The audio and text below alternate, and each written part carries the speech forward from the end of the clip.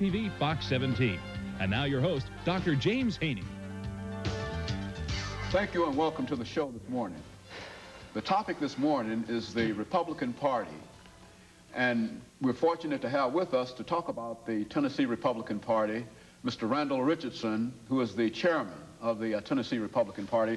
And Mr. Richardson, let me welcome you to the show this morning. Well, thank you for having me, Dr. Haney. Mr. Richardson, what we'd like to do is to give you an opportunity this morning to talk about the Republican Party, the National Party, as well as the Tennessee Party, and to talk about the campaign, the upcoming campaign, and your candidates. But before we get into that, let's have you to take a few minutes to give our audience some information about your background and education and the things that were important in leading you to become the chairman of the Tennessee Republican Party. Well, Dr. Haney, I'm a native of Alamo in rural West Tennessee. That's a very small town. You tell me you're from Hope, Arkansas. Alamo is about 4 times smaller than Hope, Arkansas. I have a background in agriculture. I graduated from the University of Tennessee with a BS in agriculture economics, worked for a while, and then put my way through law school down at Memphis State. And I've done various jobs. My mother sometimes tells me I can't hold a job, but what I've tried to do is get a lot of life experiences. I've worked for a bank in Memphis. I worked in politics here in Nashville, where I first ran the Ronald Reagan campaign in 1980. I worked for the Tennessee Republican Party back in 1982 as its political director. I worked for the state of Tennessee as Deputy Commissioner of Agriculture when Lamar Alexander was governor. Worked in private enterprise for a company called Penn Holdings here in Nashville. And before I took this job, I was state director of the Farmers Home Administration, where we oversaw a big home loan and farm loan program. And I've been chairman since January 1993. Very good. And Mr. Richardson, let's talk about the National Republican Party. And I think for the benefit of our audience this morning, they must know that your purpose for being here this morning is to talk about the National Republican Party, the State Republican Party, and to talk about your candidates and your campaign. And of course, you will be followed by Ms. Jane Eskins, who is the, excuse me, chairperson of the State Democratic Party. And so what we want to do is to give our audience an opportunity to see both parties. And so if during this show that you become highly partisan, we want people to understand that, that we encourage you to do so, because we're sure that Ms. Eskins will be partisan within the sense of supporting her candidate, just as we expect you to support your candidate. And let's talk about the National Republican Party this morning. Well, the National Party is enthused right now. As Haley Barbour says, it's a target-rich environment. As you know, politics is sort of like the tide. It goes out and comes back in. It went out for us in 1992 when George Bush was defeated. We think it's coming back in this year. Even the Democrats are conceding that we're going to pick up seats in the United States Senate. Haley Barbour, our national chairman, believes that we can actually capture control of the United States Senate. That would take 7 Senate seats, 2 of which are located right here in Tennessee. He also believes that we can gain as many as 25 to 40 seats in the U.S. House. It would take 40 for the Republicans to have control.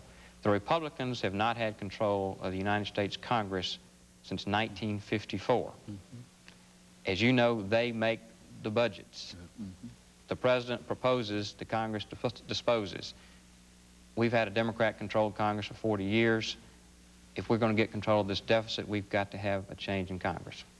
Let's talk about, now that's from a National Republican Party point of view. Let's talk about the state party. What's the status of the Tennessee Republican Party? We're getting more volunteers. We have better candidates, and we're having more fun than we've ever had since I've been around politics. We think we're going to win, and win big in Tennessee. And some of your candidates and some of your campaigns? Well, we have to start with our statewide campaigns, Dr. Haney. We have a governor's race where we think we're going to win. At the time of this taping, our candidate for governor is ahead in all of the polls. Don Sundquist should be the next governor. We have an open seat where Al Gore left that seat. The Republicans like to consider that Howard Baker's old seat. And at this point in time, Fred Thompson appears to be coming ahead of Jim Cooper.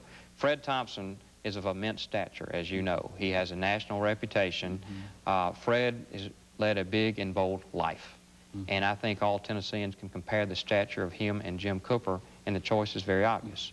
Our next race is a race that a lot of people are watching around the country because it pits Bill Frist, who was not even known to most Tennesseans only a few months ago, against Jim Sasser, an 18-year incumbent, who is slated to be the next majority leader. Dr. Frist, as you know, is an accomplished man. He's an author, a pilot. He started the Vanderbilt Transplant Center, and he's a person who, when we ask him, why do you want to do this since you save lives, he says this is about saving lives. This is about the way this country is going to live its own life the next few years, and I think we need a point of view of someone who's not been part of the problem for 18 years. Jim Sasser has an 18-year record, and he's down here running against himself. He says he's a conservative now. We see him riding around in police cars. We see him talking about cutting taxes. We see him talking about changing welfare, and yet Jim Sasser for 18 years has never talked about these things.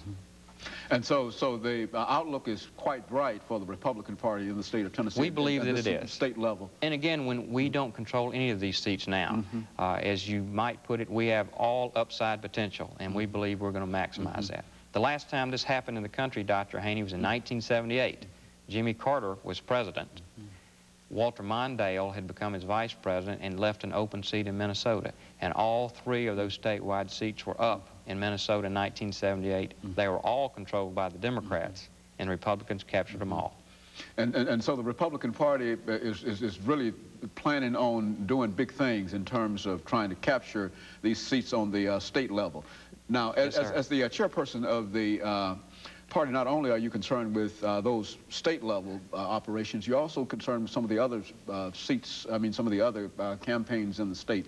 Let's talk about some of those and what people can expect, why they ought to support these candidates. No question about it. We think we can win up and down the ticket. In our